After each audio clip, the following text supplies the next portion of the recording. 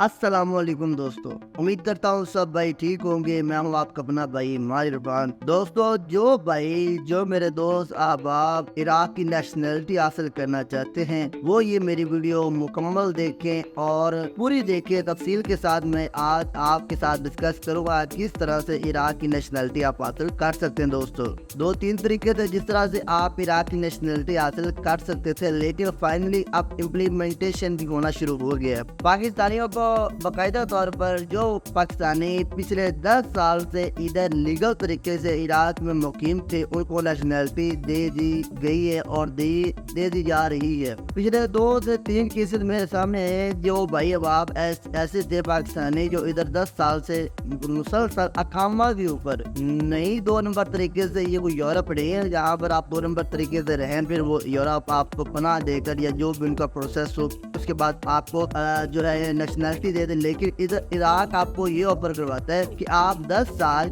मुसलसल इराक में काम करें लीगल तरीके से आपकी एंट्री हो, आपके ऊपर कोई क्राइम चार्ज ना हो, उसके अलावा कोई आप ऐसी नेगेटिव एक्टिविटी में शामिल ना हो। आप एक वकील हायर करें, केस अपना जज के सामने रखिए, उनको कहेंगे मैं पिछले 10 साल से इराक में मुकीम हूँ, मेहरबानी करके मुझे इराक की नेशनलिटी दे दीजिए, और बड़ी ही आसानी से इराक आपको नेशनलिटी दे देता है कुछ ही दिनों में। ठीक है, आपका केस चेक करते हैं, अगर आप उसके लिए वैलिड होंगे तो आपको नेशनलिटी जो है दे दी जाएगी। अब कुछ भाइयों का ये भी सवाल होगा कि यार इराक की नेशनलिटी लेने का बेनिफिट क्या है। दोस्तों, पाकिस्तान और इराक का जो रैंकिंग है ना पासपोर्ट की, वो 1-2 नंबर के फर्क है, वो खासा फर्क नहीं है। ये कभी नहीं है या ऐसी कोई सूरत कंडीशन नहीं है कि इराक का पासपोर्ट लेकर आप यूरोप या अमेरिका के ट्रैवल कर सकते नहीं। दोस्तों, वही पाबंदियां पाकिस्तान वाली इराक के पासपोर्ट के ऊपर है कि आप डायरेक्टली जो इजीली आपको वीजा नहीं देता यूरोप और ना ही अमेरिका और ना ही कोई बड़ी कंट्रीज। हाँ, ये है कि इंडिया, श्रीलंका, मलेशिया,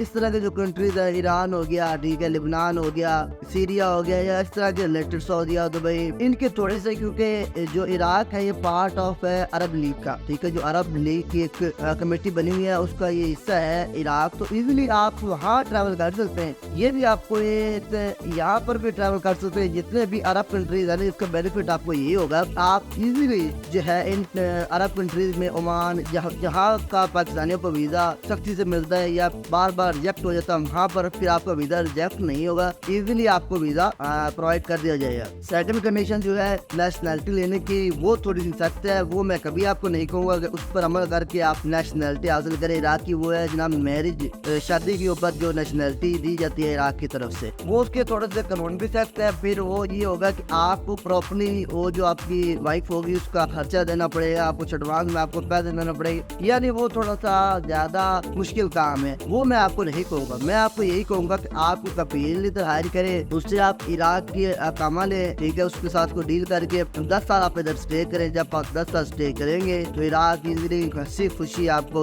वेलकम करेगा, आप हमारे यहाँ से शहरी बन गए। फिर आपको आपका ID कार्ड जारी कर दिया जाएगा, फिर पासपोर्ट जो बाकी डॉक्यूमेंटेशन होगी वो जारी कर दी जाएगी। इराक के नेशनलिटी के ऊपर कौन कौन से बेनिफिट आप हासिल कर सकते हैं वो भी मैं आपको बताता हूँ। दोस्तों, यहाँ पर आप जमीन खरीद सकते हैं, मकान किराए पर ले सकते हैं, इसके अलावा ड्राइविंग लाइसेंस, यानी आप प्रॉपर्ली एक तरह के इराकी शहरी बन गए ना एक तरह की। तो आप जो इराक अपने शहरियों को फैसिलिटीज दे रहे हैं वही फैसिलिटीज आपके लिए भी होगी। यहाँ पर मैं एक बात बताता हूँ जो शायद आप लोगों की इल्म में ना हो कि पिछले 5-7 दिन पहले इराक ने IMF से जो कर्जा लिया था सारा वापस कर दिया। बताया ये जा रहा है कि आने वाले 5 से 10 साल जो है वो इराक की तरक्की के लिए मुस्बत साबित होंगे, यानी इन 10 सालों में 5 से 10 सालों में इराक बहुत ही ज्यादा तरक्की करेगा। यानी क्योंकि अब हम IMF की कुछ शराइत इनके ऊपर नहीं है, क्योंकि आप जानते हैं कि दुनिया के दूसरे बड़े सबसे बड़े ज़खायर जो ऑयल के हैं वो इराक में मौजूद है। यानी इनकी अपनी प्रोडक्शन ऑफ ऑयल इतनी ज्यादा है कि इनको किसी और मुल्क से पैसा लेने की जरूरत ही नहीं है। तो आने वाले जब ये IMF से आजाद हो चुकी है, अब इनके ऊपर कोई पाबंदियां नहीं है कि आपने अपनी मर्जी से बजट बनाना है, जिस तरह से खैर जब पाकिस्तानियों के ऊपर पाबंदियां हैं, आपने अपनी मर्जी से یہ کرنا ہے وہ کرنا ہے، اس کو اتنا بجٹ دینا ہے، اس ادارے پہ نہیں. اب عراق آزاد ہے، جب آزاد ہوگا تو یہ ترقی کرے گا اور آنے والے 5 سے 10 سال عراق کے لیے بہت ہی مثبت ثابت ہونے جا رہے ہیں. ابھی سے ہمیں نظر آنا شروع ہو گیا کہ عراق کی جس طرح کی سڑکیں بننا شروع ہو گئی، بریجز بننا شروع ہو گئے. بغداد میں خاص طور پر تھوڑی بہت ہمیں ترقی نظر آ رہی ہے جو کہ پچھلے 2 سے 3 سال میں نظر مجھے نہیں آئی، لیکن اب فائنلی مجھے نظر آ رہا ہے کہ عراق واقعی ٹریک کے اوپر چل رہا ہے. اور ہمیشہ دعا کرنی چاہیے کیونکہ عراق ہمارا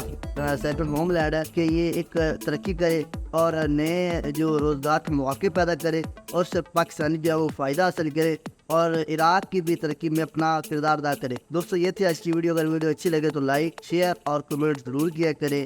دوستو ملتے ہیں انشاءاللہ ایک نئی ویڈیو کے ساتھ. اللہ نگہبان.